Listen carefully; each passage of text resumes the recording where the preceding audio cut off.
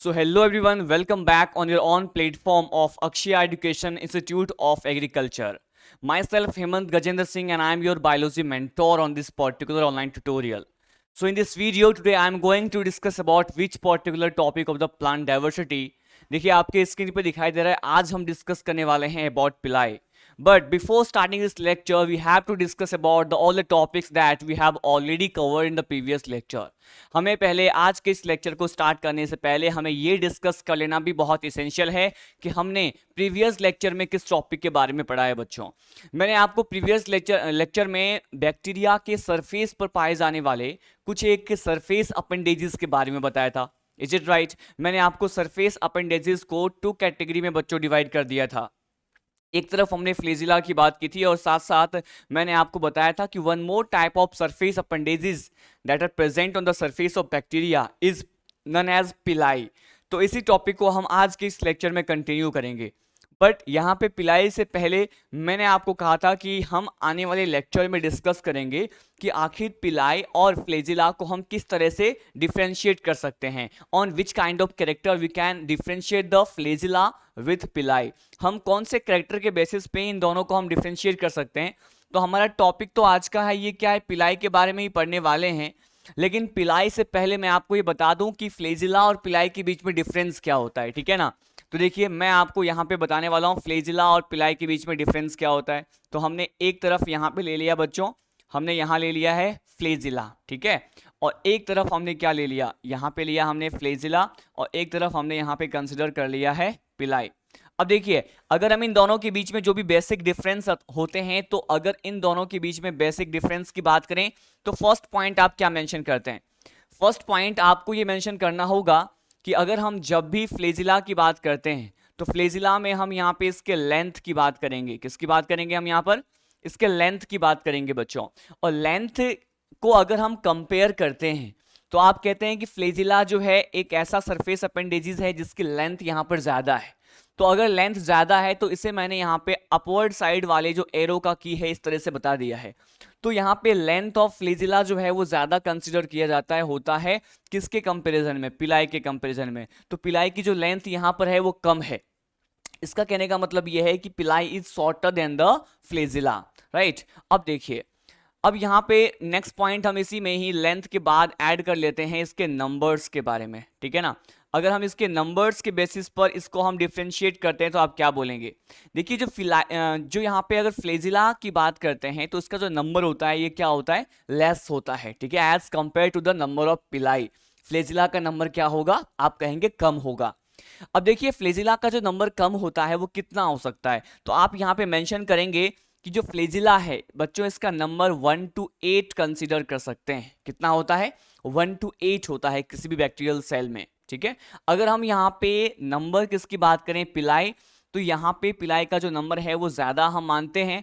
और अगर हम ऑलमोस्ट वैल्यू के बारे में अगर डिस्कस करें कि आखिर ये नंबर कितने होते हैं तो आप कहेंगे 1400 पर सेल. क्या बोलेंगे आप? 1400 पर सेल यहाँ पर पिलाई प्रेजेंट होते हैं. जबकि यहाँ पे फ्लेजिला के बारे में मैंने आपको क्या बताया था कि केवल 1 to 8 फ्लेजिला पर बैक्टीरियल सेल की बात करते हैं. ठीक है ना. अब देखिए एक और पॉइंट जिसको यहां पर मैं एक्सप्लेन करने वाला हूं. सपोज हमने क्या किया, यहां पर एक तरह से यहां पे एक सिंपल बैक्टीरियल सेल का डायग्राम ले लिया. मान लीजिए यहां पर मैंने एक कोई बैक्टीरियल सेल को बना दिया है और यहां भी हम क्या करते हैं? बैक्टीरियल सेल को ड्रॉ कर देते हैं. अब देखिए मैं आपको यहां पर क्या समझाने वाला हूं. अगर हम यहां पे फ्लेजिला की बात कर रहे हैं तो दोनों ही यहाँ पे चाहे फ्लेजिला हो चाहे पिलाई हो दोनों ही इसके सरफेस पे पाए जाएंगे. लेकिन अगर हम इसके अरेंजमेंट की बात करते हैं या फिर इन दोनों ही टाइप के सरफेस अपेंडेजेस के अरेंजमेंट के साथ साथ अगर हम इसके मूवमेंट की बात करते हैं तो अब आप क्या बोलते हैं कि देखिए यहाँ पर 1 to 8 नंबर में जो फ्लेजिला प्रेजेंट होते हैं वो यहाँ पे कहा जाता है कि ये कैसे भी रेंडमली इंडिपेंडेंटली जो है अरेंजमेंट को शो करते हैं और मूवमेंट को एग्जिबिट करते हैं, परफॉर्म करते हैं. किस तरह से? तो मैंने कहा मान लीजिए कोई बैक्टीरियल सेल है और बैक्टीरियल सेल पे मैंने कहा ये यहाँ पे क्या बना दिया है? मैंने फ्लेजिला बना दिया. ठीक है ना. तो अगर मैंने यहाँ पर फ्लेजिला बना दिया बच्चों तो आप क्या कहेंगे कि ये जो फ्लेजिला है यहाँ पर किस तरह के मूवमेंट शो करेंगे? तो यहाँ जो मूवमेंट होता है ये होता है इंडिपेंडेंटली. क्या होता है? आप कहेंगे यहाँ होने वाले मूवमेंट को कहते हैं इंडिपेंडेंटली कहते हैं. ठीक है. इंडिपेंडेंटली मूवमेंट होता है यहाँ पर, मतलब कैसे भी रैंडम मूवमेंट को शो कर सकते हैं, कोई स्पेसिफिक अरेंजमेंट और मूवमेंट यहाँ पे फ्लैजिला का देखने को नहीं मिलता है। तो इंडिपेंडेंटली यहाँ पे मूवमेंट आपको देखने को मिलता है। लेकिन अगर हम यहाँ पे पिलाई की बात करें तो पिलाई का जो अरेंजमेंट होता है इन अ कोऑर्डिनेटेड मैनर में होता है। ये बिल्कुल जो है स्पेसिफिक अरेंजमेंट को शो करते हैं और कोऑर्डिनेटेड मैनर में इस तरह से यहाँ पर हमें दिखाई देते हैं। तो ये यहाँ पर कौन सा मूवमेंट शो करेंगे, तो आप सिंपल एक टर्म प्रोवाइड कर देंगे, यहाँ पर आप कहेंगे कोऑर्डिनेटेड मूवमेंट शो करेंगे, कोऑर्डिनेटेड मूवमेंट शो करेंगे कौन, यहाँ पर पिलाई। ठीक है ना। अब देखिए मैंने यहां पर आपको बेसिक चीज बताई है, और किसके बारे में मैंने आपको बताया, फर्स्ट ऑफ ऑल मैंने आपको फ्लैजिला और पिलाई जो है आखिर इसको हम किस तरह से डिफरेंशिएट कर सकते हैं, मैंने आपको ये पॉइंट प्रोवाइड किया है बच्चों। मैंने आपको कहा कि लेंथ ऑफ फ्लैजिला जो है वो ज्यादा है एज कंपेयर टू पिलाई, साथ साथ नंबर जो है वो फ्लैजिला का एज कंपेयर टू पिलाई हम कम कंसिडर करते हैं। अगर हम एवरेज नंबर की बात करें तो आप कहेंगे 1 to 8 पर बैक्टीरियल सेल, बट यहाँ पे 1400 पर सेल यहाँ पे नंबर होता है पिलाई का। और ये जो फ्लैजिला है वो इंडिपेंडेंटली यहाँ पे मूवमेंट शो करते हैं, ठीक है ना।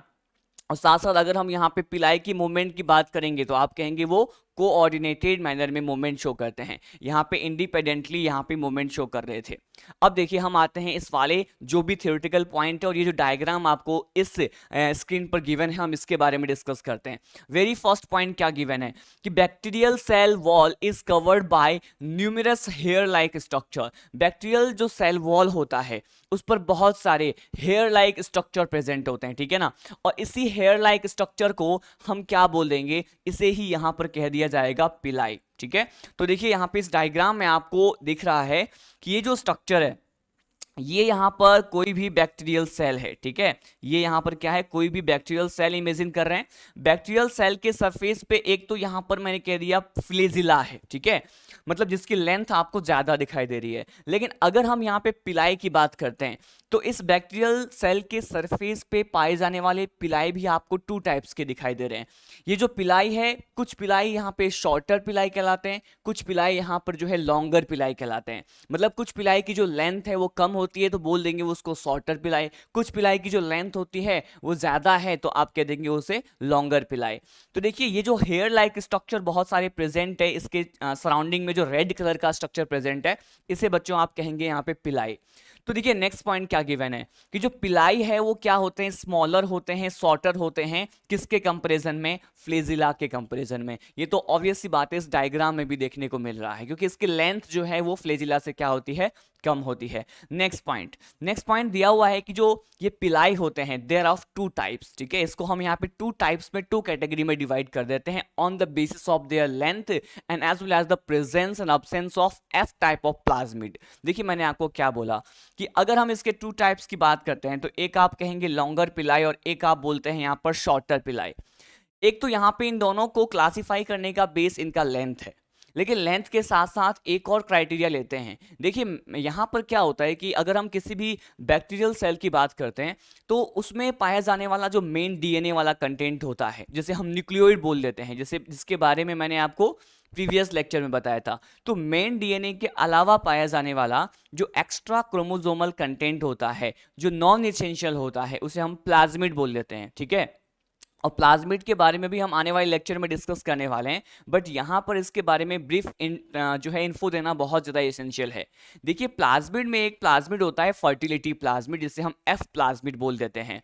और जिस किसी भी यहाँ पे बैक्टीरियल सेल में एफ प्लाज्मिड प्रेजेंट होगा उसे क्या बोलेंगे, जिस किसी बैक्टीरियल सेल में एफ प्लाज्मिड एब्सेंट होगा उसे क्या बोलेंगे। तो देखिए हम यहाँ पे बात करते हैं बच्चों, इस डायग्राम में ये जो 2 टाइप्स के पिलाई मेंशन है उसके बारे में क्या क्या इंफॉर्मेशन प्रोवाइडेड है हम इसके बारे में डिस्कस कर लेते हैं। देखिए फर्स्ट यहाँ पे कैटेगरी आपको दिखाई दे रहा है लॉन्गर पिलाई, ठीक है ना।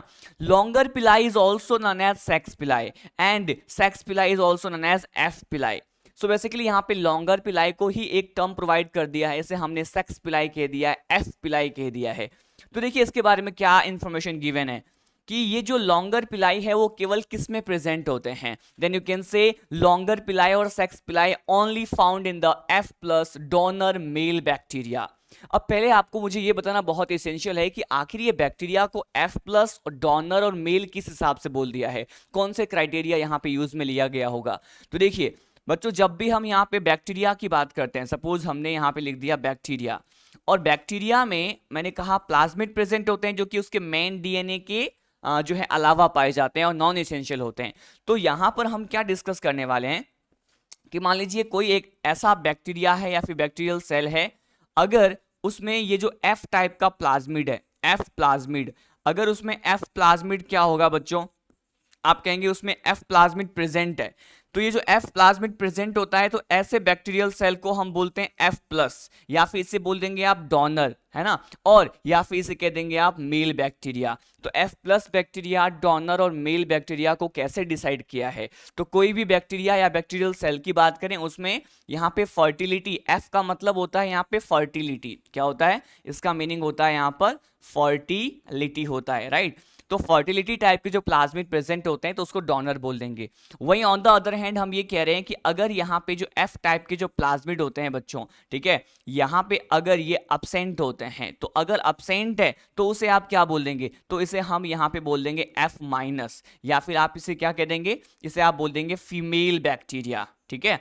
तो देखिए यहाँ पर कंसेप्ट क्या है, कंसेप्ट तो पिलाई के बारे में था। आपको ये इंपॉर्टेंट पॉइंट लर्न करना है कि जो लॉन्गर पिलाई है वो केवल ओनली किस में प्रेजेंट होगा, तो ये एफ प्लस बैक्टीरिया में प्रेजेंट होगा और मेल बैक्टीरिया में प्रेजेंट होगा, ठीक है ना। नेक्स्ट, इसके अगर हम फंक्शन की बात करते हैं कि कौन सा फंक्शन यहाँ पे ये एग्जिबिट करते हैं और परफॉर्म करते हैं, तो देखिए एक यहाँ पर रिप्रोडक्शन का मेथड है, सेक्सुअल रिकॉम्बिनेशन का मेथड होता है बैक्टीरिया में, इसके बारे में हम अभी पढ़ने वाले हैं। तो ये यहाँ पे इंफॉर्मेशन गिवन है कॉन्जुगेशन प्रोसेस के बारे में। कोई भी बैक्टीरिया जो है वो सरफेस के थ्रू जो है कॉन्जुगेट कर जाते हैं, उनके बीच में एक कॉन्जुगेशन ट्यूब का फॉर्मेशन हो जाता है, और उस कॉन्जुगेशन ट्यूब के थ्रू एक बैक्टीरियल सेल का जो जेनेटिक मटेरियल है वो ट्रांसमिट कर जाता है दूसरे बैक्टीरियल सेल के जेनेटिक मटेरियल के साथ, ठीक है ना। तो यहाँ पे हम कॉन्जुगेशन प्रोसेस के बारे में पढ़ेंगे, लेकिन क्वेश्चन यहाँ पर यह आता है कि किस तरह का जो यहाँ पे पिलाई है वो कॉन्जुगेशन के प्रोसेस में हेल्प करते हैं। तो आपके ऑप्शन में दिया होगा सेक्स पिलाई, जैसे हम यहाँ पे लॉन्गर पिलाई भी कहते हैं, ठीक है। अब देखिए नेक्स्ट कैटेगरी गिवन है किसके बारे में, शॉर्टर पिलाई, मतलब वो पिलाई जिसका जो लेंथ है वो क्या है, कंपेरेटिवली यहाँ पे कम कंसिडर किया जाता है, तो आप कहेंगे उसे shorter pili. Shorter pili is also known as infective pili and it is also known as fimbriae, ठीक है। और यहां पे इंफॉर्मेशन क्या गिवन है, अगर जब भी हम अटैचमेंट की बात करते हैं, whenever we are talking about the attachment, तो आप ये कहेंगे कि ये अटैचमेंट में क्या करते हैं बच्चों, अटैचमेंट में हेल्प करते हैं, ठीक है ना, take part in the attachment, ये अटैचमेंट में क्या कर रहे हैं, हेल्प कर रहे हैं। तो यहां पे शॉर्टर पिलाई is going to help in the attachment process, while on the other hand longer pili is going to provide the help in the process of conjugation, ठीक है। तो यहां पे हमने पिलाई के बारे में इंफॉर्मेशन गेन किया और साथ साथ हमने यहां पे पॉइंट देखा differentiation between the flagella and the pili. Now we are going to discuss about some more concept about pili, कि इसके बारे में हमें और क्या क्या पढ़ना होता है। देखिए यहां पे अब हम ये डिस्कस करने वाले बच्चों कि पिलाई के बारे में जो भी थ्योरेटिकल एस्पेक्ट है उसे भी हम यहाँ डिस्कस करते हैं कि ये किस तरह के प्रोटीन से बने होते हैं, उस प्रोटीन के बारे में आपको क्या क्या जानना होता है। देखिए यहाँ पे फर्स्ट पॉइंट क्या गिवन है थ्योरी में, ये गिवन है कि एवरी पिलस, तो आपको बता दूं ये जो पिलस है ये पिलाई से ही रिलेटेड टर्म होता है, इसका सिंगुलर फॉर्म होता है, ठीक है ना। तो यहाँ पे कह दिया every pillars is cylindrical hollow structure and composed of the protein monomers. ये जो पिलाई है या पिलस जो होते हैं वो एक cylindrical and hollow structure consider किया जाता है, बिल्कुल एक होलो वैकेंट स्पेस वाला, मतलब एक खोखला स्ट्रक्चर है जिसके अंदर क्या प्रेजेंट होता है, यहाँ पे ये प्रोटीन मोनोमर्स जो होते हैं इस होलो स्ट्रक्चर में प्रेजेंट होते हैं बच्चों, ठीक है।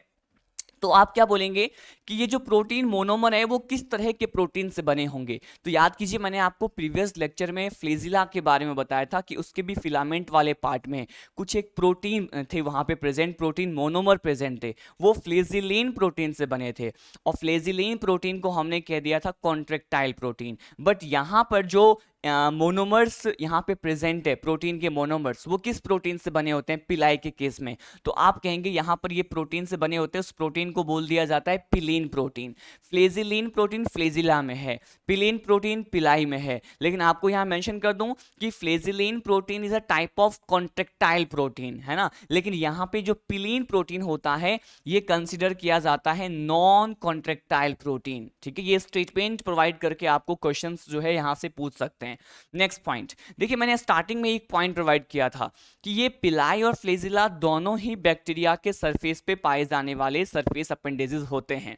बट यहां पे अगर हम लोकोमोशन प्रोसेस की बात करें कि लोकोमोशन में कौन सा स्ट्रक्चर हेल्प करेगा, तो ऑलवेज आपका आंसर होगा केवल फ्लेजिला, है ना। यहां पे लोकोमोशन के प्रोसेस में, मोटिलिटी के प्रोसेस में, यहां पे मोटाइल बनाने के लिए बैक्टीरिया को पिलाई का कोई रोल नहीं होता है। ठीक है, फ्लेजिला ही वो स्ट्रक्चर है जो लोकोमोशन में हेल्प करेगा। तो देखिए यहां पे लास्ट पॉइंट गिवन है, pili do not play any kind of role in the motility, मतलब बैक्टीरिया को मोटाइल बनाने के लिए पिलाई का कोई रोल नहीं होता है, बट फ्लेजिला का होता है।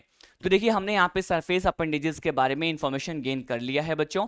इसके बाद देखिए आपको कौन सा टॉपिक यहाँ पे स्टडी करना होता है। यहां देखिए आपके स्क्रीन पे दिखाई दे रहा है अगेन एक बैक्टीरियल सेल का डायग्राम। इससे पहले जो हमने बैक्टीरियल सेल का डायग्राम देखा था बच्चों, वहां पर मैंने आपको क्या बताया था, बिल्कुल एक बेसिक इंफॉर्मेशन ही प्रोवाइड किया था। वहां पर हमने केवल उसके सराउंडिंग में, मतलब आउटर साइड पाए जाने वाले सभी तरह के स्ट्रक्चर्स के बारे में डिस्कस किया था। Cell wall, cell membrane, periplasmic space के बारे में बताया था। साथ साथ थोड़ा बहुत कंटेंट हमने उनके साइटोप्लाज्म में पाए जाने वाले स्ट्रक्चर के बारे में देखा था, और साथ साथ हमने यहाँ पे न्यूक्लियोइड और राइबोसोम की बात करी थी प्रीवियस बैक्टीरियल सेल के स्ट्रक्चर में। बट यहाँ पे थोड़ा और डीप एस्पेक्ट गिवन है। देखिए इस डायग्राम में आपको क्या गिवन है, बट उससे पहले एक सिंगल स्टेटमेंट जो कि एनसीईआरटी ने बैक्टीरिया के बारे में बोल दिया है, वो क्या गिवन है बच्चों। तो आप ये कहेंगे whenever we are talking about the structure of any kind of bacterial cell, अगर हम किसी भी यू बैक्टीरियल सेल, अब देखिए आपको ये बताने की जरूरत नहीं है कि यू का मीनिंग क्या होता है, यू का मीनिंग ऑलवेज यहां पर ट्रू होता है, राइट। तो हम यहां पे यू बैक्टीरियल सेल का और डीप एस्पेक्ट वाला डायग्राम डिस्कस करने वाले हैं। तो आप क्या कह रहे हैं, a single statement that is given in the NCERT book about the U bacteria, what is it? It is bacterial structure. Bacterial structure is very simple, but they are very complex in their behaviour. Bacteria का जो structure होता है वो बहुत ही simple हमें यहाँ पे feel होता है, ठीक है, लेकिन ये सिंपल स्ट्रक्चर के साथ साथ यहाँ पर ये परफॉर्म क्या करते हैं, वेरियस टाइप ऑफ वेरिएशन में यहाँ पे एक कॉम्प्लेक्स नेचर का बिहेवियर शो करते हैं। स्ट्रक्चर सिंपल है बट उनका बिहेवियर सिंपल नहीं है, बिहेवियर इनका कॉम्प्लेक्स होता है। ये यहाँ पे एनसीईआरटी ने पॉइंट प्रोवाइड कर दिया है।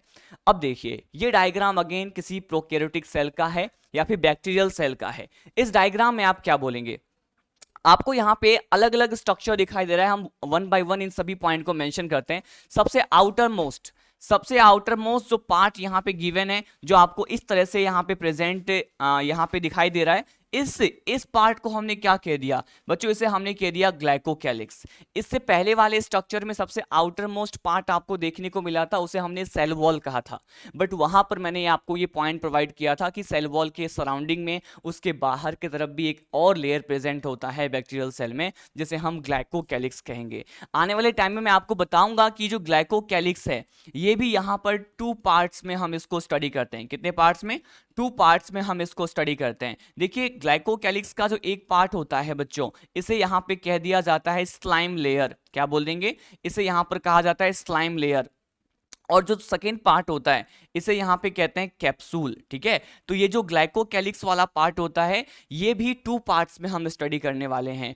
एक जो इसका पार्ट होता है इसे हम स्लाइम लेयर बोलते हैं, और एक पार्ट जो है उसको हम कैप्सूल कह देते हैं, ठीक है। तो सबसे आउटर मोस्ट जो स्ट्रक्चर इस डायग्राम में आपको दिखाई दे रहा है वो पार्ट क्या है, यहाँ पे ग्लाइकोकैलिक्स है। ग्लाइकोकैलिक्स के जस्ट अंदर की तरफ यहाँ पे क्या प्रेजेंट होते हैं, मैंने कहा सेल वॉल प्रेजेंट होते हैं। सेल वॉल के अगर इनर मोस्ट स्ट्रक्चर की बात करते हैं तो आप कहेंगे वहां पे सेल मेम्ब्रेन प्रेजेंट होते हैं।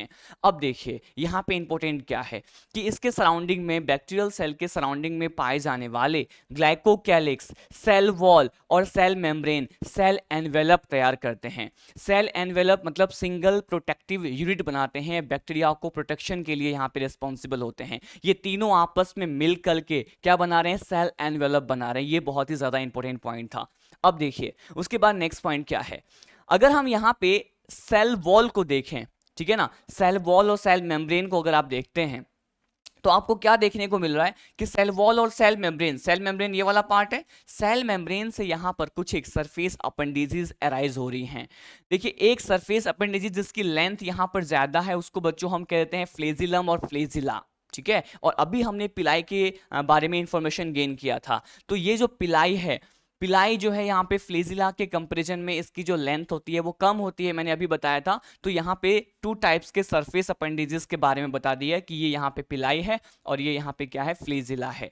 नंबर के बारे में बताया था आपको कि इसके जो नंबर होते हैं वो कम होते हैं, 1 to 8 पर बैक्टीरियल सेल कंसिडर करते हैं, बल्कि जो पिलाई के नंबर होते हैं वो 1400 पर सेल हम कंसिडर करते हैं।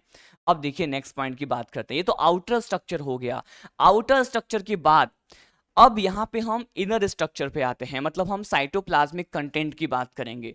देखिए यहां पे जो भी यहां पे सब्सटेंस प्रेजेंट होता है लिक्विड के फॉर्म में, उसे हमने कमाइली क्या कह दिया, साइटोप्लाज्म। साइटोप्लाज्म में मेम्ब्रेन बाउंड जो सेल ऑर्गेनेल्स होते हैं वो अब्सेंट होते हैं, माइटोकॉन्ड्रिया नहीं होगा, क्लोरोप्लास्ट नहीं है, गोल्जी बॉडी नहीं है, इस तरह के सभी मेम्ब्रेन बाउंड सेल ऑर्गेनेल्स यहाँ पे साइटोप्लाज्म में अब्सेंट होता है। नेक्स्ट पॉइंट, अगर हम यहाँ पे राइबोसोम की बात करें तो प्रीवियस लेक्चर में भी मैंने आपको कहा था कि किसी भी प्रोकैरियोटिक सेल में यहाँ पे आप कहेंगे कि 70s टाइप का राइबोसोम प्रेजेंट होता है। उसके बाद देखिए कुछ और इंफॉर्मेशन क्या प्रोवाइडेड है, कुछ और इंफॉर्मेशन में यहाँ पे जो ग्रीन डॉटेड स्ट्रक्चर आपको दिखाई दे रहा है इसके साइटोप्लाज्म में, इस ग्रीन डॉटेड स्ट्रक्चर को यहाँ पे मेंशन किया गया है कि these are the storage granule. ये क्या होते हैं, ये स्टोरेज ग्रेन्यूल्स होते हैं, या फिर आप इसे ये कह सकते हैं कि ये यहाँ पर इसके साइटोप्लाज्म में पाए जाने वाले रिजर्व मटेरियल कंसिडर किए जाते हैं। कौन सा मटेरियल, तो आप कह रहे हैं इसको रिजर्व मटेरियल। रिजर्व मटेरियल मतलब ये यहाँ पर क्या होते हैं, सोर्स ऑफ एनर्जी होते हैं। क्या होते हैं, सोर्स ऑफ एनर्जी इसे बोल दिया जाता है। अब देखिए मैं आपको ये बता दूं कि जो रिजर्व मटेरियल है, स्टोरेज ग्रेन्यूल्स हैं जो कि यहाँ पे सोर्स ऑफ एनर्जी कंसिडर किए जाते हैं, यहाँ पर हमें टू टाइप्स के हमें यहाँ पे स्टोरेज ग्रेन्यूल्स को हमें पढ़ना होता है। कौन कौन सा, एक आप ग्रेन्यूल को कहेंगे ग्लाइकोजन ग्रेन्यूल, क्या बोलेंगे, ग्लाइकोजन ग्रेन्यूल बोलेंगे। और एक जो ग्रेन्यूल होता है इसे हम कहते हैं वॉल्यूटीन, क्या बोल लेते हैं, वॉल्यूटीन ग्रेन्यूल। एक यहाँ पे ग्रेन्यूल है जिसे हम बोल रहे हैं वॉल्यूटीन, और एक ग्रेन्यूल होता है जिसे हम कहते हैं ग्लाइकोजन ग्रेन्यूल, ठीक है ना। अब देखिए नेक्स्ट पॉइंट, नेक्स्ट पॉइंट में यहां पर अगर सेल मेम्ब्रेन वाले पार्ट को अगर आप डीपली ऑब्जर्व करें तो आप क्या पाएंगे, देखिए ये वाला जो ब्लू कलर में लेवल डायग्राम है या पार्ट है, ये यहाँ पे सेल मेम्ब्रेन है। बट सेल मेम्ब्रेन में आप क्या देख पा रहे हैं यहाँ पर कि कुछ एक सर्टेन प्लेस पे सेल मेम्ब्रेन जो है वो इनफोल्डिंग, इनवेजिनेशन लाइक स्ट्रक्चर को शो कर रहा है, एक्सटेंशन शो कर रहा है। देखिए कैसे कि ये सेल मेम्ब्रेन है और सेल मेम्ब्रेन यहाँ पर अंदर की तरफ इनफोल्डिंग लाइक स्ट्रक्चर को शो कर रहे हैं, यहाँ पर भी है और यहाँ पर भी आपको दिखाई दे रहा है कि इस तरफ से ये अंदर की तरफ इनवेजिनेट हो जाते हैं और एक्सटेंशन लाइक स्ट्रक्चर को शो करते हैं। So invagination, extension and the infolding of the cell membrane is going to known as mesosome. ये क्या कहलाते हैं, मीजोजोम। मैंने अभी आपको कहा था कि इसमें माइटोकॉन्ड्रिया नहीं है, और हो भी कैसे सकता है क्योंकि ये तो सेल बॉन्डेड ऑर्गेनेल कंसिडर किए जाते हैं। तो यहाँ पे अगर माइटोकॉन्ड्रिया नहीं है तो माइटोकॉन्ड्रिया के प्लेस पे कुछ तो होना चाहिए एनर्जी प्रोवाइड करने के पर्पज से, तो हम कहते हैं यहाँ पर मीजोजोम होता है। मतलब मीजोजोम का अगर हम फंक्शन की बात करते हैं तो इसे यहाँ पे मीजोजोम को एनालोगस कंसिडर किया जाता है माइटोकॉन्ड्रिया के साथ। तो जब हम यहाँ पे मीजोजोम पढ़ेंगे उसके बारे में आपको डिटेल में बताऊंगा। तो यहाँ पे बेसिक सा पॉइंट आपको लर्न करना है कि मीजोजोम क्या है, ये extension of the cell membrane in prokaryotic cell consider किया जाता है। नेक्स्ट पॉइंट, नेक्स्ट पॉइंट इस डायग्राम में आपको दिखाई दे रहा है about its DNA content. It means इसमें पाए जाने वाले जो प्रिमिटिव न्यूक्लियस होते हैं उसके बारे में दिया हुआ है। इसे हम कहते हैं यहाँ पे न्यूक्लियोइड और इसे ही यहाँ पे कह दिया जाता है जीनोफोर। इसके बारे में तो मैंने आपको प्रीवियस लेक्चर में भी बता दिया है। अब देखिए लास्ट पॉइंट जो हम यहाँ पे एक नोट पॉइंट डिस्कस करते हैं बच्चों, ये क्या है, इस नोट पॉइंट में हमें यहाँ पे सेल एनवेलप के बारे में पढ़ना है। मैंने अभी आपको कहा था कि ग्लाइकोकैलिक्स, सेल वॉल और सेल मेम्ब्रेन को अगर हम ऐड कर देते हैं तो तीनों यहाँ पे मिल करके कंबाइन हो करके किसकी तरह बिहेव करेंगे, सेल एनवेलप की तरह बिहेव करेंगे। सो यहाँ पे स्टेटमेंट गिवन है कि cell envelope is equal to glycocalyx plus cell wall plus cell membrane. I hope आपको ये यू बैक्टीरियल सेल का या प्रोकैरियोटिक सेल का एक डीप एस्पेक्ट को रिप्रेजेंट करता हुआ डायग्राम समझ में आ गया होगा। अब देखिए इसके बाद हम नेक्स्ट पॉइंट पे आते हैं। नेक्स्ट पॉइंट अब यहाँ पे गिवन है structure of you bacterial cell के बारे में थियोरेटिकल पॉइंट। डायग्राम आपने देख लिया, कुछ और यहाँ पे थियोरेटिकल पॉइंट की बात करते हैं। तो देखिए यहाँ पे फर्स्ट आप देख रहे हैं लिखा हुआ है सेल एनवेलप। सेल एनवेलप में हम यहाँ पे 3 टाइप्स के आउटर लेयर की बात करने वाले हैं। ग्लाइकोकैलिक्स की बात करेंगे इंडिविजुअल, हम यहाँ पे सेल वॉल की बात करेंगे और सेल मेम्ब्रेन की बात करेंगे। देखिए यहाँ पे फर्स्ट क्या दिया हुआ है, यहाँ पे सेल एनवेलप के बारे में फर्स्ट जो स्टेटमेंट प्रोवाइडेड है कि the cell envelope consist a tightly bond 3 layered structure. 3 layered से बने होते हैं। कौन कौन से लेयर है आपको पता है, लेकिन ये सभी जो लेयर हैं वो कैसे बॉन्ड होते हैं, स्ट्रांगली अटैच होते हैं, टाइटली बॉन्ड होते हैं और प्रोटेक्टिव यूनिट की तरह बिहेव करते हैं। नेक्स्ट पॉइंट, अब ये 3 लेयर कौन कौन से होते हैं। आउटर मोस्ट जो होता है इसे आपने अभी कह दिया था ग्लाइकोकैलिक्स बोल देंगे। जो यहाँ पे बीच में यहाँ पे प्रेजेंट होता है जिसे हम सेल वॉल बोल लेते हैं, सबसे इनर मोस्ट जो होता है यहाँ पे सेल मेम्ब्रेन होता है। नीचे एक बॉक्स में important point note point provided है। ये क्या है, ये है कि although each layer of the envelope perform the distinct function, they act together as a single protective unit। ये इंपॉर्टेंट पॉइंट है कि हमने कहा कि हालांकि ये कहा जाता है कि हर ये लेयर जो है वो अपना एक अलग, अपना एक सेपरेट फंक्शन शो करते हैं, लेकिन इवन इफ अगर ये आपस में मिल जाएं तो ये किसकी तरह बिहेव करेंगे, सिंगल प्रोटेक्टिव यूनिट की तरह बिहेव करेंगे, जो कि बैक्टीरिया को एडवर्स कंडीशन में सर्वाइव करने के लिए क्या करेगा, वो एबल बना पाएगा उसको। ठीक है ना, तो ये यहाँ पे सेल एनवेलप के बारे में पॉइंट गिवन था। अब हम यहाँ पे नेक्स्ट कंसेप्ट की ओर आगे बढ़ते हैं। देखिए यहाँ पे जो 3 लेयर गिवन है उसमें से यहाँ पे फर्स्ट लेयर के बारे में इंफॉर्मेशन प्रोवाइडेड है। मैंने अभी आपको बताया था कि जब हम ग्लाइकोकैलिक्स पढ़ेंगे बच्चों तो हम उसको 2 पार्ट्स में डिवाइड करके पढ़ेंगे। एक हम पढ़ेंगे कैप्सूल के बारे में, एक हम पढ़ेंगे अबाउट स्लाइम लेयर। सो यहाँ पे फर्स्ट जो इंफॉर्मेशन गिवन है it is about the glycocalyx. So glycocalyx can be divide into 2 category. The first one is the capsule. मैं आपको बता दूं कि ये कैप्सूल क्या होता है।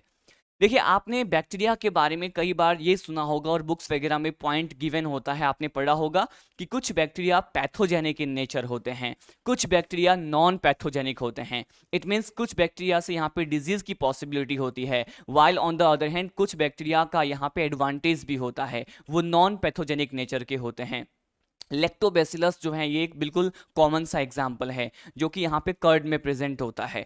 अब देखिए यहाँ पे कैप्सूल की बात कर रहे हैं तो यहाँ पे फर्स्ट पॉइंट जो मैं आपको प्रोवाइड करना चाहूंगा कि on the basis of the presence and the absence of capsule कोई बैक्टीरिया के हम पैथोजेनिक नेचर को हम डिस्क्राइब कर सकते हैं।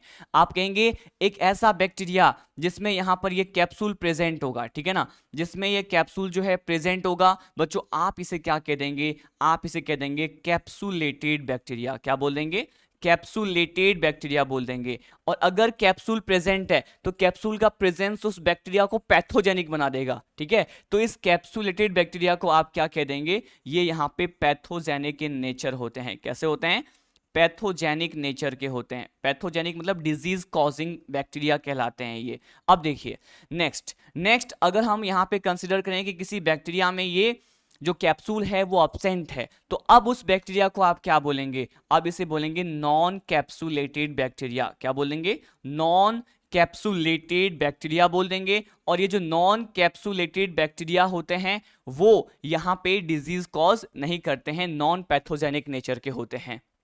नेक्स्ट पॉइंट इसके कंपोजिशन के बारे में बताया हुआ है, इसके केमिकल कंपोजिशन के बारे में बताया हुआ है।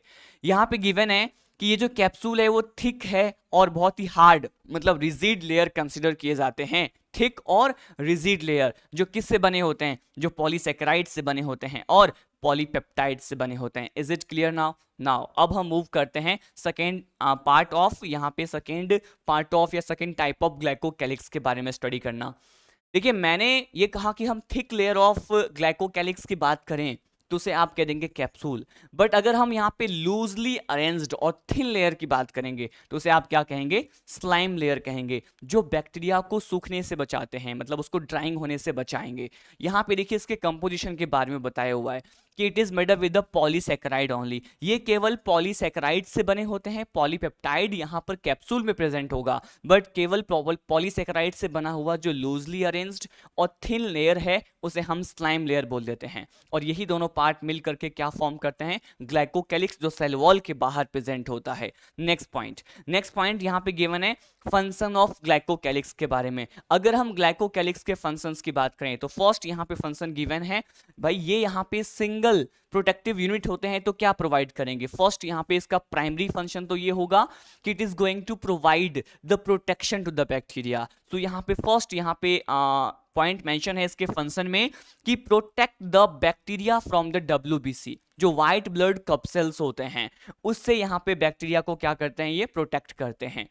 नेक्स्ट है यहाँ पे कॉलोनी फॉर्मेशन में भी ये क्या करेंगे, हेल्प करेंगे। बैक्टीरिया जो है वो कॉलोनी का फॉर्मेशन करते हैं, ठीक है, और कॉलोनी के फॉर्मेशन में भी यहाँ पर ग्लाइकोकैलिक्स ही हेल्प करते हैं। तो टू फंक्शन हो गया, एक तो यहाँ पे protection from white blood cup cells था और एक यहाँ पे है कॉलोनी का फॉर्मेशन करने में भी ग्लाइकोकैलिक्स रिस्पॉन्सिबल है। नाउ अब हम यहाँ पे नेक्स्ट पॉइंट डिस्कस करते हैं। नेक्स्ट पॉइंट है किसके बारे में, हम यहाँ पे सेल वॉल के बारे में मेंशन करने वाले हैं। सेल वॉल के बारे में मैंने आपको प्रीवियस लेक्चर में भी ये बताया हुआ है कि cell wall of any kind of bacterial cell it is made up with the mucopeptide, murein, और इसके साथ साथ आप इसे क्या कहते हैं, पेप्टिडोग्लाइकेन भी बोल देते हैं। तो देखिए यहाँ पे सेल वॉल के बारे में इंफॉर्मेशन गिवन है, लेकिन मैंने आपको स्टैनिंग प्रोसेस ऑफ बैक्टीरिया बताया था, उसके बेसिस पे हमने 2 टाइप्स के बैक्टीरिया के बारे में डिस्कस किया था इन द प्रीवियस लेक्चर। एक बैक्टीरिया को हम कहते हैं ग्राम पॉजिटिव बैक्टीरिया, एक को हम कहते हैं ग्राम नेगेटिव बैक्टीरिया, ठीक है। तो यहाँ पे ग्राम पॉजिटिव बैक्टीरिया का सेल वॉल किस तरह से बना होता है, उसमें केमिकल कंपोजिशन क्या होता है वो भी पढ़ना है। साथ साथ मैं आपको यहाँ बताऊंगा कि ग्राम नेगेटिव बैक्टीरिया जो है उसका केमिकल कंपोजिशन क्या होता है, वो किससे बने होते हैं। अब देखिए, अब हम आते हैं फर्स्ट पॉइंट पे। फर्स्ट पॉइंट गिवन है कि bacterial cell wall is rigid and made of mainly peptidoglycan. जो बैक्टीरिया का सेल वॉल है वो किससे बने होते हैं, मैंने कहा ये मेनली पेप्टिडोग्लाइकेन से बने होते हैं और ये एक रिजिड स्ट्रक्चर है जो प्रोटेक्शन प्रोवाइड करते हैं, ठीक है ना। अब देखिए यहाँ पर ये जो डायग्राम आपको गिवन है ये किसके बारे में गिवन है, ये ग्राम पॉजिटिव बैक्टीरिया के बारे में गिवन है, ठीक है। और ग्राम पॉजिटिव बैक्टीरिया हो चाहे ग्राम नेगेटिव बैक्टीरिया हो, सेल वॉल सेल मेम्ब्रेन दोनों में होते हैं, बट सेल वॉल में यहाँ पे कुछ एक डिफ्रेंशिएशन वाले पॉइंट हमें देखने को मिलते हैं। वो क्या है, तो ये जो सराउंडिंग में आपको लेयर दिखाई दे रही है इसे मैंने कहा ये सेल वॉल है, और आप जानते हैं इनसाइड द सेल वॉल यहां पर क्या प्रेजेंट होता है, सेल मेम्ब्रेन। बट आप कहेंगे कि अगर हम cell wall of gram positive bacteria की बात करें तो ये यहां पे यूनी लेयर्ड होते हैं। कैसे होते हैं, यूनी लेयर्ड होते हैं। यूनी लेयर्ड का मीनिंग क्या है, यूनी का मीनिंग होता है यहाँ पे 1, तो यहाँ पे एक सिंगल लेयर से ही बैक्टीरिया का, ग्राम पॉजिटिव बैक्टीरिया का सेल वॉल बना होता है। तो सिंगल यहाँ पे लेयर होते हैं, थिक होते हैं, और ये बने किससे होते हैं, पेप्टिडोग्लाइकेन से मिलकर बने होते हैं। और स्मॉल अमाउंट में, कुछ एक अमाउंट में यहां पर क्या प्रेजेंट होते हैं, लिपिड्स प्रेजेंट होते हैं। तो ग्राम पॉजिटिव बैक्टीरिया का सेल वॉल यूनी लेयर्ड होता है, सिंगल लेयर से मिलकर बना होता है, जिसमें पेप्टिडोग्लाइकेन तो मेनली प्रेजेंट होता है but a little bit amount of, some amount of lipids भी यहां पर प्रेजेंट होते हैं। अब हम आते हैं यहाँ पे second category, it is about the gram negative bacteria. Gram negative bacteria में यहाँ पे रेड कलर से जो पार्ट गिवन है वो तो सेल मेम्ब्रेन है, बट आपको यहाँ पे ये देखने को मिल रहा है कि इसका जो सेल वॉल है अब यूनिलेयर्ड नहीं है। ये क्या है बच्चों, तो अब आप कहेंगे ये bi layered cell wall form करते हैं। बाय का मीनिंग क्या होता है, जहां कहीं भी बाय और डाई आता है उसका मीनिंग यहाँ पे 2 होता है। तो यहाँ पे 2 लेयर्स होते हैं इसके सेल वॉल में, दोनों का कंपोजिशन भी अलग अलग होता है। तो आप क्या कहेंगे, एक सेल वॉल का लेयर है जो कि यहाँ पे आउटर साइड प्रेजेंट है, तो आपने कह दिया ये आउटर थिक वॉल होते हैं, आउटर थिक वॉल होते हैं, जबकि यहाँ पे इनर वॉल जो होता है वो थिन होता है। तो यहाँ पे 2 लेयर्स में ग्राम नेगेटिव बैक्टीरिया का जो सेल वॉल है इस तरह से आपको दिखाई देता है। अब हम बात करते हैं इसके केमिकल कंपोजिशन की तरफ। अब देखिए आउटर वॉल जो कि थिक है वो यहाँ पे लिपिड और पॉलीसेकेराइड से मिलकर बने होते हैं, तो दोनों को कंबाइंडली कह दिया लाइपोपॉलीसेकेराइड, लिपिड और पॉलीसेकेराइड से बने होते हैं, जबकि इनर थिन वॉल जो है वो बने होते हैं पेप्टिडोग्लाइकेन से। तो ये आपको जो है डिफरेंशिएशन वाले पॉइंट आपको मेंशन करना है कि जब भी हम cell wall of gram positive and the gram negative bacteria की बात करते हैं तो किस तरह से ये वेरिएशंस को शो करते हैं। ठीक है, अब देखिए, अब यहाँ पे मैंने आपको एक सिंगल पॉइंट प्रोवाइड किया था कि जो बैक्टीरियल सेल वॉल है उसका मेनली कंपोजिशन क्या होता है। मेनली इसमें होता है यहाँ पे पेप्टिडोग्लाइकेंस, ठीक है ना, पेप्टिडोग्लाइकेंस प्रेजेंट होता है। तो मैं आपको बता दूं पेप्टिडोग्लाइकेंस के बारे में हमें और क्या पढ़ना होता है। देखिए, पेप्टिडोग्लाइकेंस के अगर हम इसके डीप केमिकल कंपोजिशन के बारे में देखें तो आप कहेंगे यहां पर पेप्टिडो क्या रिप्रेजेंट करता है। पेप्टिडो यहां पे रिप्रेजेंट करता है एमाइनो एसिड के बारे में। किसके बारे में? एमाइनो एसिड के बारे में। जब आप बायोमोलिक्यूल पढ़ते हैं वहां पे एमाइनो एसिड के बारे में आपको पढ़ना होगा। तो एमाइनो एसिड्स क्या होते हैं? बेसिकली एमाइनो एसिड्स आपस में कंबाइन हो करके अगर एक सिंगल चेन बनाते हैं, स्ट्रेट चेन बनाते हैं, तो primary structure of protein form हो जाता है। तो प्राइमरी स्ट्रक्चर ऑफ प्रोटीन की बात करते हैं तो प्रोटीन क्या हो गया? प्रोटीन एक तरह से पॉलीमर होता है, और प्रोटीन अगर पॉलीमर है तो उसके लिए जो मोनोमर होता है वो एमाइनो एसिड होते हैं। तो एक प्राइमरी स्ट्रक्चर का अगर बात करते हैं तो उसमें एक सिंगल चेन होती है, एक लॉन्ग चेन होती है, स्ट्रेट चेन होती है एमाइनो एसिड्स की, और हर एमाइनो एसिड के बीच में पेप्टाइड बॉन्ड प्रेजेंट होता है। तो उसी पेप्टाइड के रेस्पेक्ट में हमने यहाँ पे क्या कह दिया है कि पेप्टिडो यहाँ पे रिप्रेजेंट कर रहा है एमाइनो एसिड को।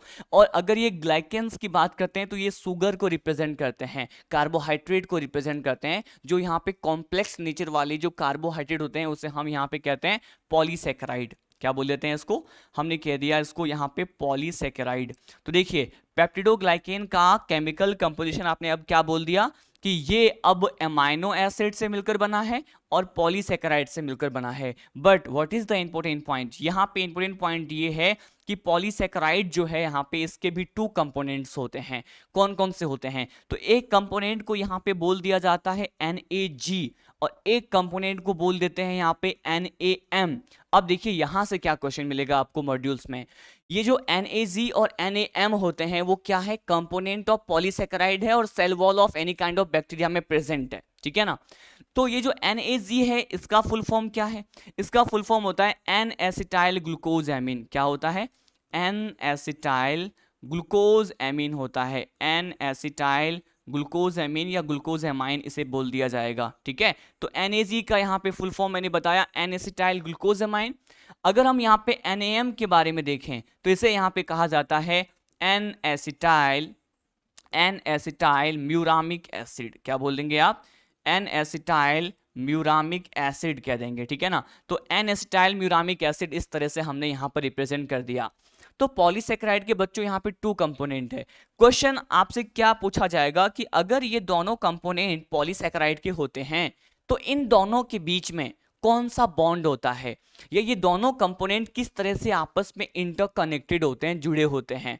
तो आप क्या बोलते हैं? देखिए, ये यहाँ पर मैंने यहाँ पे ले लिया है NAG। सपोज इसको एक डायग्राम के थ्रू समझने की कोशिश करते हैं। यहाँ पे ले लिया मैंने NAG ले लिया, फिर वापस से इस तरह से हम NAM को मेंशन कर रहे हैं, देन अगेन NAG ले लिया, देन अगेन हमने यहाँ पे मेंशन कर दिया NAM एंड सो ऑन। इस तरह से चेंज जो है इस तरह से रेगुलर बेसिस पे आगे फॉरवर्ड होती रहेगी।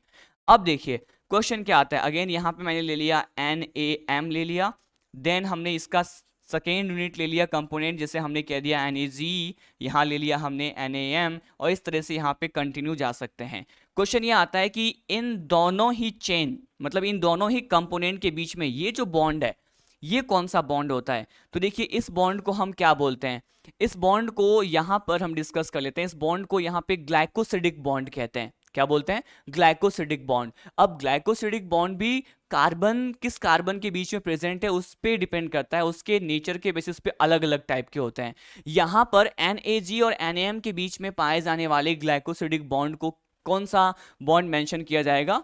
β14, ठीक है, β14 ग्लाइकोसिडिक बॉन्ड कहते हैं। क्या बोलते हैं?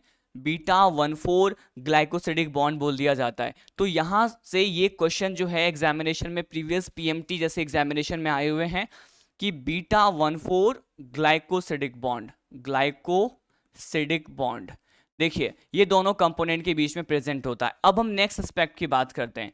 यहां पर क्या प्रेजेंट होता है? Tetrapeptide chain. इस तरह से यहाँ पे पेप्टाइड की यहाँ पे 4 यूनिट प्रेजेंट होते हैं, जैसे हम कहते हैं टेट्रापेप्टाइड, ठीक है। तो यहाँ पर भी टेट्रापेप्टाइड है, इस तरह से यहाँ पर भी हमने क्या शो कर दिया, टेट्रापेप्टाइड शो कर दिया। तो ये जो टेट्रापेप्टाइड प्रेजेंट होता है, इस टेट्रापेप्टाइड के बीच में भी यहाँ पर इस तरह से क्रॉस लिंकेज प्रेजेंट होता है। तो ये क्या है यहाँ पर, मैंने कहा यहाँ पर अब हम डिस्कस कर रहे हैं क्रॉस लिंकेज के बारे में। तो देखिए एक और बार मैं आपको बता दूं कि मैंने आपको यहाँ पे क्या बताया हुआ है। हम यहाँ पे cell wall of bacterial cell की बात कर रहे थे। सेल वॉल में हमने कंपोजिशन देखा पेप्टिडोग्लाइकेन का। Peptido represent here indicate about amino acid, while on the other hand glycans part of this cell wall indicate about the polysaccharide. There are two component of the polysaccharide, NAG and NAM, and between NAG and NAM there is a specific type of bond is going to present here, है ना, through which NAG or NAM is interconnected with each other, and the bond named as bond termed as beta 1,4 glycosidic bond.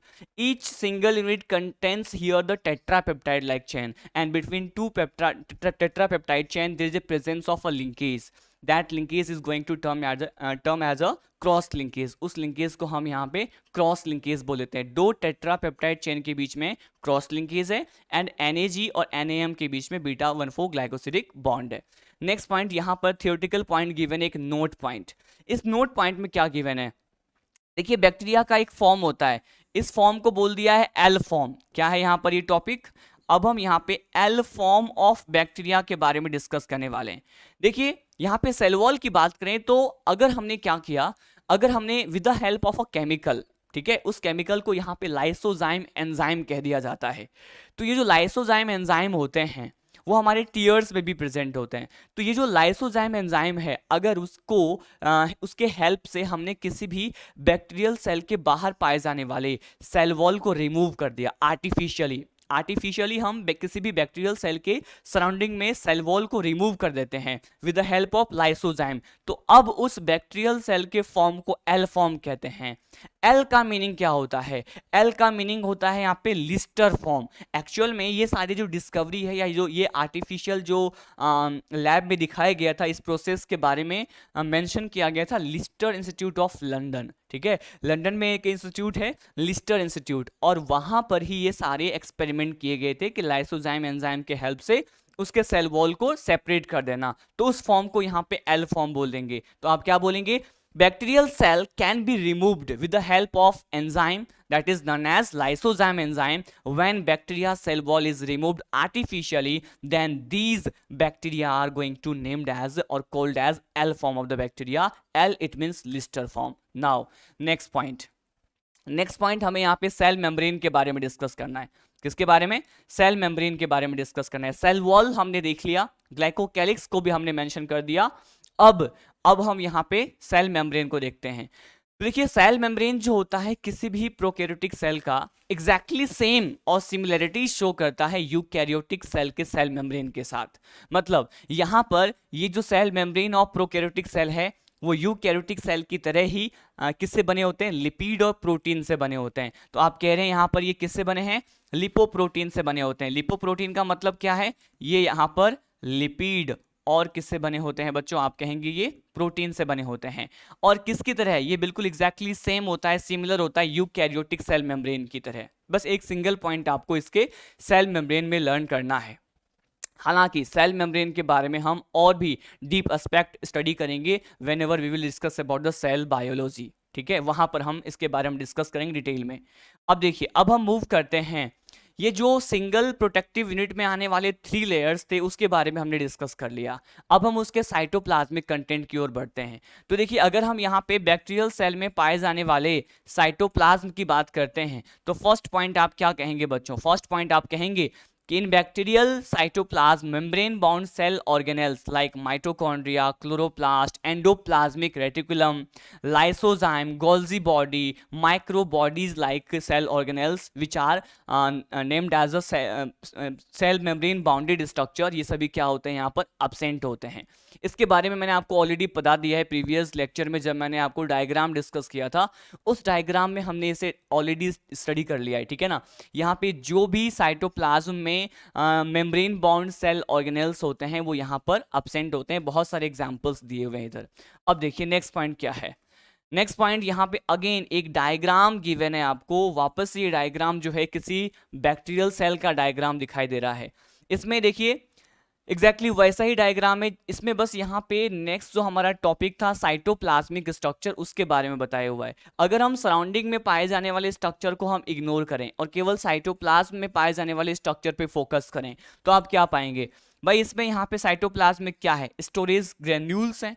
Cytoplasm में ये mesosome like structure भी present है, ये nucleoid present है, साथ साथ ये राइबोसोम प्रेजेंट है, और साइटोप्लाज्म में ही एक और स्ट्रक्चर प्रेजेंट होता है जो इसके मेन डीएनए के अलावा पाया जाता है, नॉन इसेंशियल होता है, उसे हम प्लाज्मिड कहते हैं। तो इन सभी साइटोप्लाज्मिक स्ट्रक्चर के बारे में अब आपको पढ़ना है।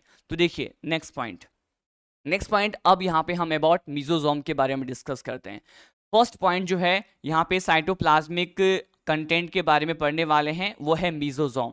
मीजोजोम के बारे में बच्चों मैंने अभी तक आपको ये इंफॉर्मेशन प्रोवाइड कर दिया है कि जो मीजोजोम होते हैं वो फंक्शनली सिमिलर होते हैं माइटोकॉन्ड्रिया की तरह, वो एनालोगस कंसिडर किए जाते हैं माइटोकॉन्ड्रिया के साथ। माइटोकॉन्ड्रिया तो इसमें है नहीं इसके साइटोप्लाज्म में, बट उसकी जगह यहाँ पर मीजोजोम प्रेजेंट होते हैं। साथ साथ मैंने आपको ये भी कहा कि ये invagination, extension and as well as आप कहेंगे infolding of cell membrane consider किया जाता है। तो अब हम यहाँ पे डिस्कस करते हैं। देखिए यहाँ पर क्या है, फर्स्ट पॉइंट, मीजोजोम को ही यहाँ पे एक और टर्म प्रोवाइड किया जाता है, इसे यहाँ पे कॉन्ड्रॉइड बोल देते हैं। क्या बोलते हैं? कॉन्ड्रॉइड। तो मीजोजोम को ही यहाँ पे कॉन्ड्रॉइड बोल दिया। And mesosome is a special membranous structure formed by the extension, infolding and invagination of plasma membrane और cell membrane in a cell.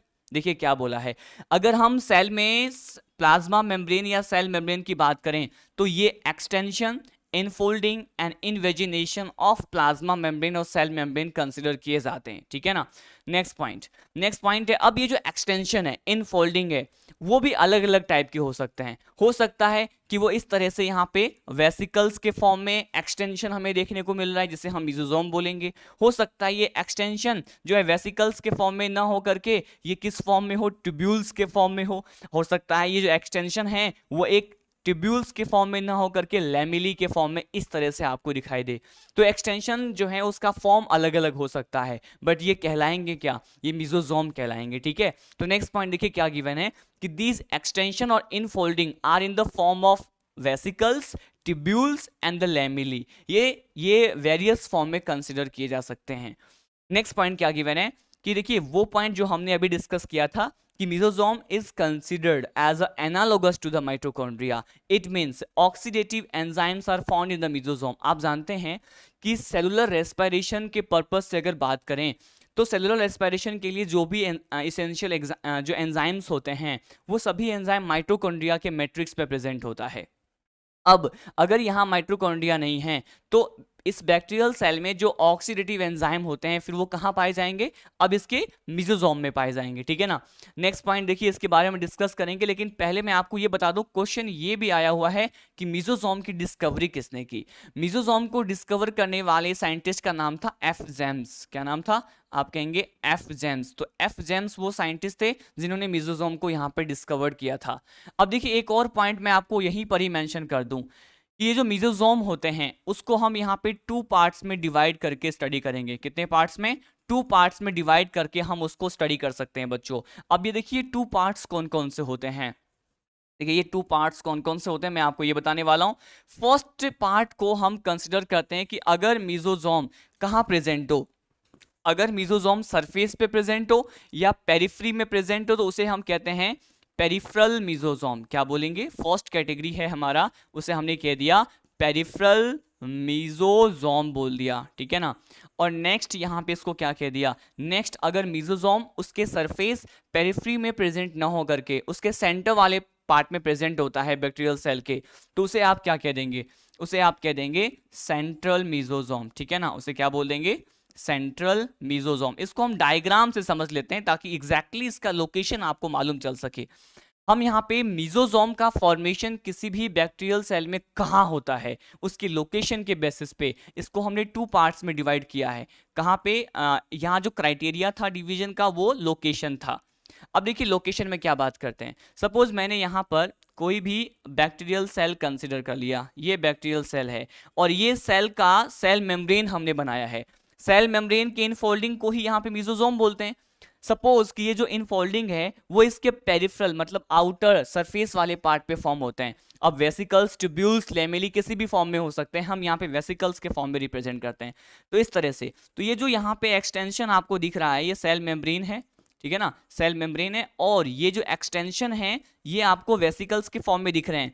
But ये जो वेसिकल्स फॉर्म हो रहे हैं जिसे मिजोजोम बोलते हैं, ये मिजोजोम अब इसके यहाँ पे सेंटर में नहीं है, अब ये जो मिजोजोम है इसके पेरिफेरल पार्ट में प्रेजेंट होते हैं। तो इस तरह की मिजोजोम को हम क्या बोलेंगे, पेरिफेरल मिजोजोम। लेकिन while on the other hand अगर हम एक और कैटेगरी के बारे में डिस्कस करें, सपोज हमने यहाँ पे किसी भी बैक्टीरियल सेल का इस तरह से सेल मेम्ब्रेन वाला पार्ट बता दिया है, लेकिन अब ये जो एक्सटेंशन है, इन्वेजिनेशन है, अब वो किस फॉर्म में होता है।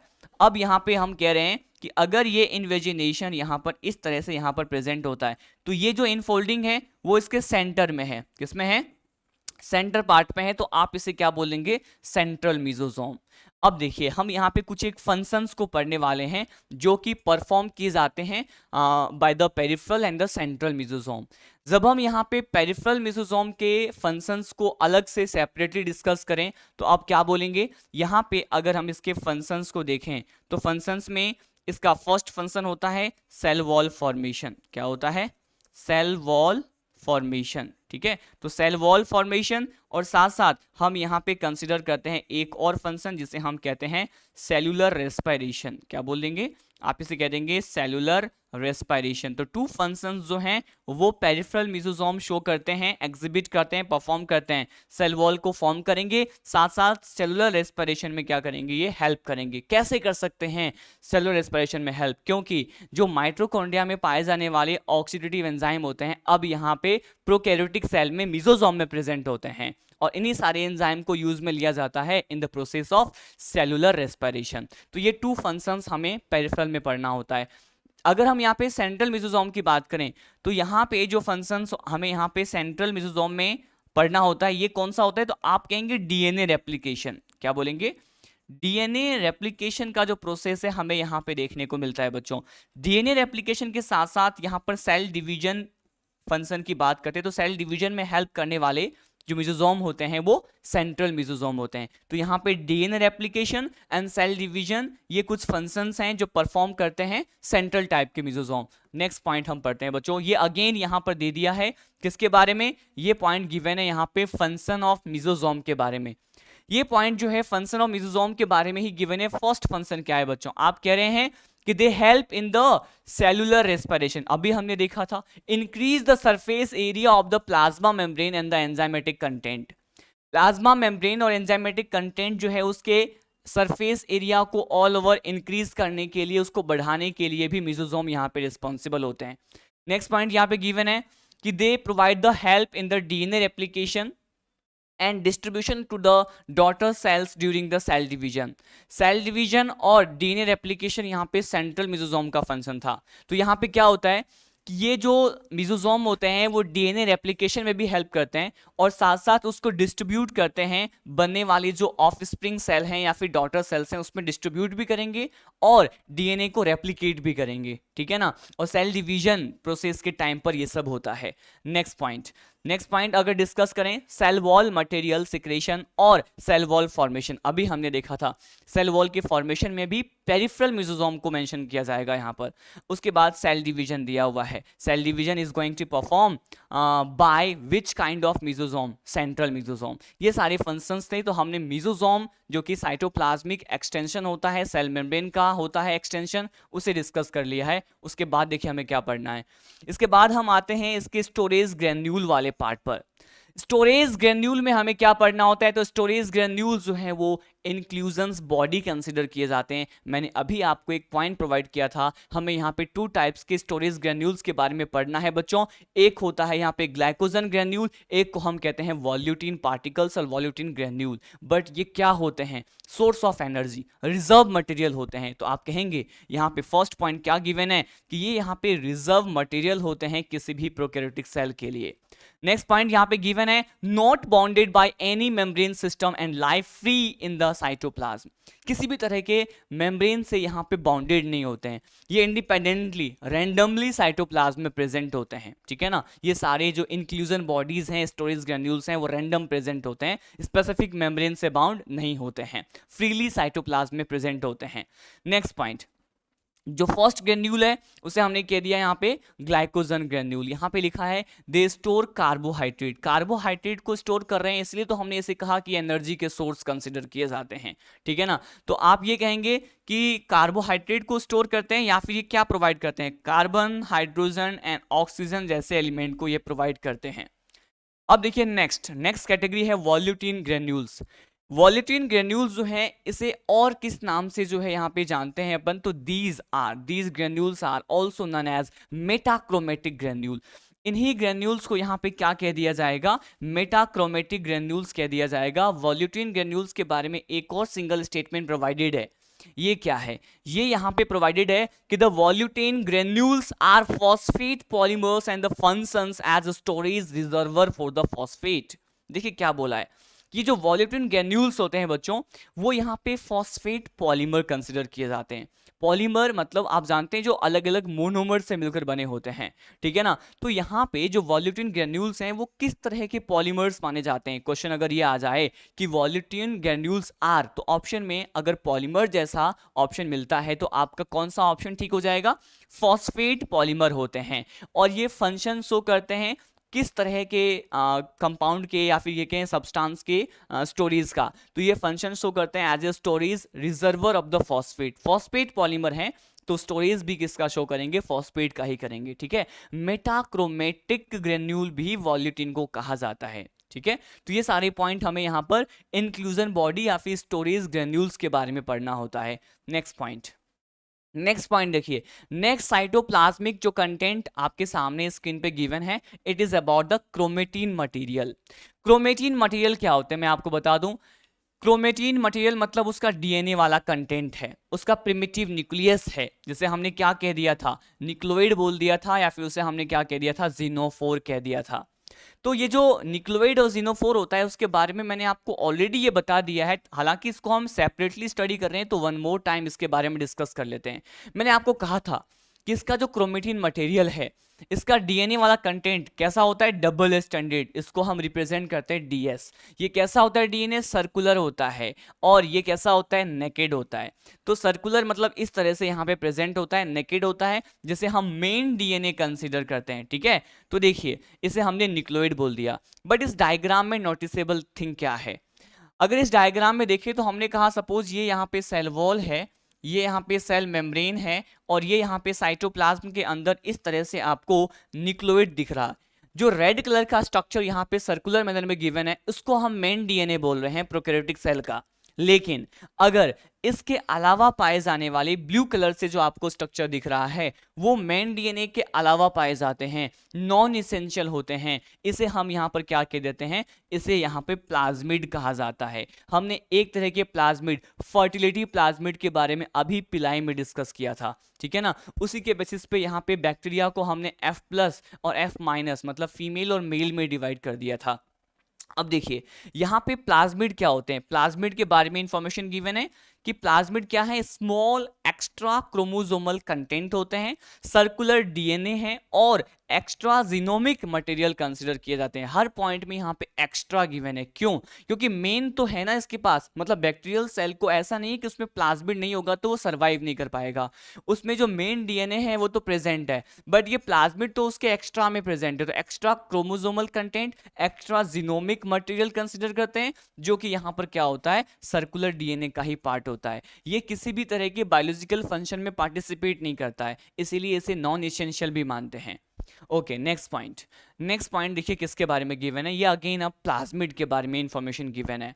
हमने न्यूक्लियोइड पढ़ लिया, हमने यहाँ पे मेसोसोम पढ़ लिया, हमने यहाँ पे स्टोरेज ग्रेन्यूल्स पढ़ लिया है। नेक्स्ट साइटोप्लाज्मिक कंटेंट जो है it is about the plasmid. अब हम प्लाज्मिड के बारे में पढ़ लेते हैं बच्चों। देखो यहाँ पे नेक्स्ट फर्स्ट पॉइंट क्या है प्लाज्मिड के बारे में, वेरी फर्स्ट पॉइंट ये गिवन है कि plasmids have the ability to replicate independently. जो प्लाज्मिड है उसके पास टेंडेंसी है, कैपेबिलिटी है कि वो इंडिपेंडेंटली जो है खुद को क्या कर सकता है, रेप्लिकेट कर सकता है। क्यों? क्योंकि यहां पर देखिए एक जीन प्रेजेंट होता है इस प्लाज्मिड में, और इस जीन को बच्चों हम कहते हैं ओरिजिन। ठीक है, जब हम यहाँ पे बायोटेक पढ़ते हैं, बायोटेक्नोलॉजी, वहां पर भी हमें अलग अलग टाइप के प्लाज्मिड के बारे में पढ़ना होगा। तो प्लाज्मिड में वहां पे भी हम मेंशन करेंगे कि प्लाज्मिड जो है उसके पास टेंडेंसी है, एबिलिटी है खुद को सेल्फ रेप्लिकेट करने के लिए, वो भी रेप्लिकेशन इंडिपेंडेंटली हो रहा है। क्यों? क्योंकि उस प्लाज्मिड में एक जीन प्रेजेंट होता है, उसे हम ओरिजिन बोल देते हैं। नेक्स्ट पॉइंट, नेक्स्ट पॉइंट क्या है? नेक्स्ट पॉइंट गिवन है प्लाज्मिड के बारे में कि plasmid are of many types, बहुत तरह के हो सकते हैं। ये डिपेंड करता है कि हमने कौन सा क्राइटेरिया उसके क्लासिफिकेशन में यूज में लिया है। तो plasmid are of many types on the basis of their function and the phenotypic character, उसके एक्सटर्नल कैरेक्टर के बेसिस पे और वो जो फंक्शन शो करते हैं इसके बेसिस पे प्लाज्मिड बहुत टाइप के हो सकते हैं। यहाँ पे 2 टाइप्स के प्लाज्मिड के बारे में इंफॉर्मेशन आपको प्रोवाइड किया गया है। देखिए कौन कौन सा प्लाज्मिड है। एक प्लाज्मिड को यहाँ पे कह दिया है एफ प्लाज्मिड, एक प्लाज्मिड को यहाँ पे कह दिया है आर फैक्टर या आर प्लाज्मिड। तो ये 2 टाइप्स के प्लाज्मिड के बारे में यहाँ पे गिवन है इंफॉर्मेशन, इसके बारे में हम अब पढ़ लेते हैं। देखिए मैंने आपको प्रीवियस जो है लेक्चर में या फिर अभी इसी कंटेंट लेक्चर में बताया था, जब हमने यहाँ पे पिलाई और फ्लेजिला को डिस्कस किया था, वहां पर मैंने आपको बताया था कि ये जो एफ प्लाज्मिड है, उस एफ प्लाज्मिड में बच्चों यहाँ पे एफ क्या रिप्रेजेंट करता है? यहाँ पे एफ जो है वो फर्टिलिटी को रिप्रेजेंट करता है। तो एफ प्लाज्मिड को हम एफ फैक्टर भी बोलते हैं और इसी को यहाँ पे फर्टिलिटी फैक्टर भी बोल दिया जाता है। अब देखिए, on the basis of the presence and the absence of F plasmid there are 2 types of bacteria. इसके बारे में भी मैंने आज ही के लेक्चर में आपको बता दिया है कि बैक्टीरिया को presence and the absence of fertility factor, F plasmid 2 category में डिवाइड कर सकते हैं। एक बैक्टीरिया डोनर होते हैं, एक होते हैं रिसिपिएंट। एक को हम एफ प्लस बोलते हैं, मेल होता है वो, एक होता है एफ माइनस जिसे हम फीमेल कहते हैं। तो इन दोनों ही टाइप्स के बैक्टीरिया के बारे में जानना इसलिए जरूरी है क्योंकि अभी हम एक सेक्सुअल रिकॉम्बिनेशन का प्रोसेस पढ़ेंगे जिसे हम कॉन्जुगेशन कहते हैं, जिसमें क्या होता है कि 2 बैक्टीरियल सेल, मान लिया मैंने कहा ये एक सेल ए है, ये सेल बी है, दोनों के बीच में अगर कॉन्जुगेशन होना है, दोनों टच में आएंगे, फिजिकल कॉन्टैक्ट में आते हैं और दोनों के बीच में एक कॉन्जुगेशन ट्यूब बन जाएगा। तो यहाँ पर हमने मेल और फीमेल टाइप के बैक्टीरिया की बात करनी है, तो इसीलिए यहाँ पे इस बैक्टीरिया को डिवाइड करने वाले हैं और डिवीजन का जो क्राइटेरिया हम ले रहे हैं, फर्टिलिटी फैक्टर किस बैक्टीरिया में प्रेजेंट है, किस में एब्सेंट है, इस बेसिस पे बात करेंगे। देखिए अगर यहाँ पे एफ फैक्टर या एफ प्लाज्मिड किसी भी बैक्टीरिया में अगर प्रेजेंट हो, एफ प्लाज्मिड या जो एफ फैक्टर है अगर किसी भी सेल में प्रेजेंट है, तो उसे आप क्या बोल देंगे? इसे आप कह देंगे F plus. Plus indicate always presence. तो यहाँ पे जो एफ सेल्स हैं वो ऑलवेज कैरी करते हैं किस तरह के प्लाज्मिड को? तो ये फर्टिलिटी प्लाज्मिड को कैरी करते हैं।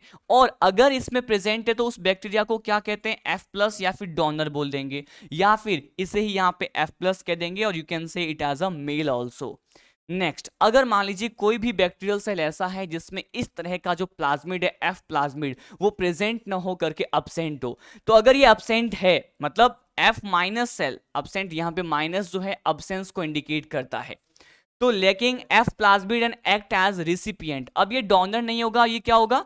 रिसिपिएंट होगा, इसे हम एफ माइनस कह देंगे या फिर इसे कह देंगे अपन फीमेल।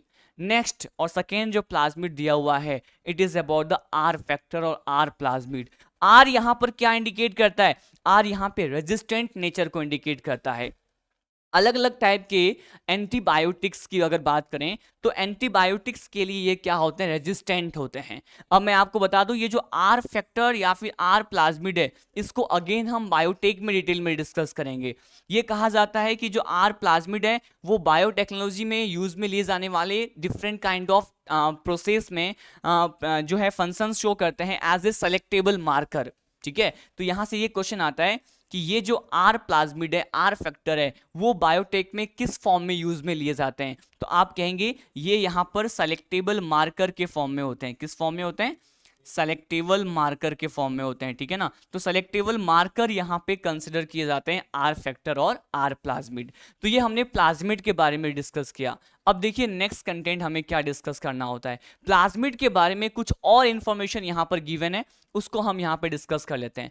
देखिए मैंने अभी आपको कहा था कि plasmid is always considered as a non essential, क्योंकि ये बायोलॉजिकल फंक्शन में बैक्टीरियल सेल में हेल्प नहीं करता है।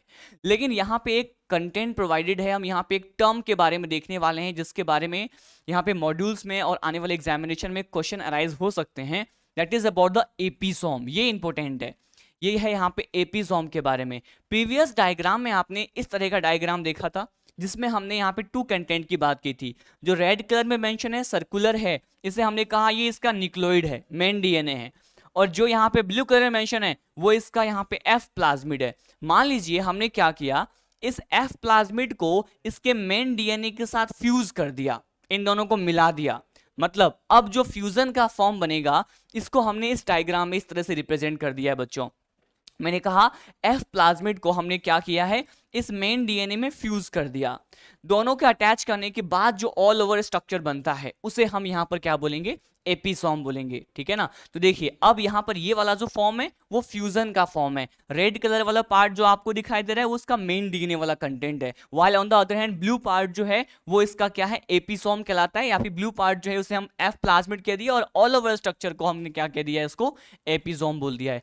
बॉक्स में एक नोट पॉइंट गिवन है, ये नोट पॉइंट किसके बारे में, देखिए हम इसको कॉन्जुगेशन के प्रोसेस में भी हम पढ़ते हैं कि when F plasmid is attached और is combined with the main DNA, जब मेन डीएनए के साथ एफ प्लाज्मिड अटैच हो जाए या फिर कंबाइन हो जाए, then it is basically given the term as a episome. इसे यहाँ पे क्या कहा जाता है, एपिसोम कहते हैं। And this type of cell, और ऐसे सेल जिसमें यहाँ पे एपिसोम लाइक स्ट्रक्चर प्रेजेंट होता है उसे हम क्या बोलेंगे, एचएफआर बोलेंगे। बहुत इंपॉर्टेंट पॉइंट है, एचएफआर यहाँ पर क्या होता है, देखिए एचएफआर का मीनिंग है हाई फ्रीक्वेंसी रिकॉम्बिनेंट सेल। क्या बोलेंगे, एचएफआर को कह देंगे हाई फ्रीक्वेंसी रिकॉम्बिनेंट सेल। देखिए हमने एक पॉइंट अभी डिस्कस किया था, मान लीजिए ये कोई भी बैक्टीरिया है और बैक्टीरिया में ये डीएनए का कंटेंट हो गया और ये यहाँ पे प्लाज्मिड है, तो प्लाज्मिड है तो इस बैक्टीरिया को हमने F प्लस बोल दिया था, तो ये बैक्टीरिया यहाँ पे F प्लस था। लेकिन ऐसा बैक्टीरिया जिसमें एपिसोम लाइक स्ट्रक्चर प्रेजेंट होता है उसे हाईली फ्रीक्वेंसी रिकॉम्बिनेंट सेल तो बोलते हैं, बट इसे ही यहाँ पे क्या कहा जाता है, अब इसे मेल एक नॉर्मल मेल बैक्टीरिया की जैसे करेक्टर यहाँ पर नहीं है, कुछ एडवांस करेक्टर प्रेजेंट है, इसीलिए एचएफआर टाइप के बैक्टीरिया को यहाँ पे बोल दिया जाएगा सुपर मेल। क्या कह देंगे इसको, यहाँ पे इसको कह दिया जाएगा सुपर मेल, ठीक है ना। तो यहाँ पे रिकॉम्बिनेंट होने की जो टेंडेंसी है वो इसमें ज्यादा होती है। तो हमने आज के लेक्चर में साइटोप्लाज्मिक जो भी स्ट्रक्चर्स होते हैं उसके बारे में डिस्कस किया, एज वेल एज हमने फ्लैजिला और पिलाई को डिफरेंशिएट किया था और उसके बैक्टीरियल सेल के डीप एस्पेक्ट के बारे में डिस्कस किया। आने वाले लेक्चर में मैं आपको क्या बताऊंगा, उसमें हम बायोलॉजिकल प्रोसेस की बात करेंगे।